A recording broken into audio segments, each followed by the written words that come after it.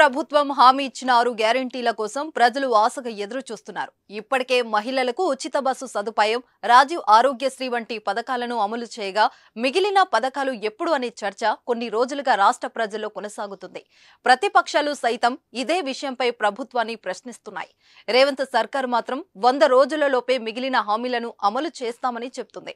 ఈ క్రమంలోనే సీఎం రేవంత్ రెడ్డి మరో పథకాలపై కీలక ప్రకటన చేశారు. శుక్రవారం ఆదిలాబాద్ జిల్లాలో పర్యటించిన ఆయన త్వరలోనే మరో 2 హామీలు చేస్తామని చెప్పారు. 500కే గ్యాస్ సిలిండర్, ఉచితంగా 200 యూనిట్ల కరెంటును అందిస్తామని తెలిపారు. 500కే గ్యాస్ సిలిండర్ పథకాన్ని ప్రియాంక గాంధీ చేతుల మీదుగా ప్రారంభిస్తామని సీఎం హామీ ఇచ్చారు. అదేవిధంగా ఇదే సమయంలో మరో కీలక విషయం చెప్పారు రేవంత్ రెడ్డి. తెల్ల రేషన్ కార్డు ఉన్న వారికి మాత్రమే 200 యూనిట్ల కరెంటును అందిస్తామని వెల్లడించారు. దీంతో మరోసారి రేషన్ కార్డు కీలకంగా మారింది. ఇప్పటికే తెలంగాణలో చాలా మందికి రేషన్ కార్డులు లేవు. గత బీఆర్ఎస్ ప్రభుత్వం కొత్త రేషన్ కార్డులను మంజూరు చేయలేదు. అయితే కాంగ్రెస్ ప్రభుత్వం అధికారంలోకి వచ్చాక కొత్త రేషన్ కార్డులను అందిస్తామని హామీ ఇచ్చింది.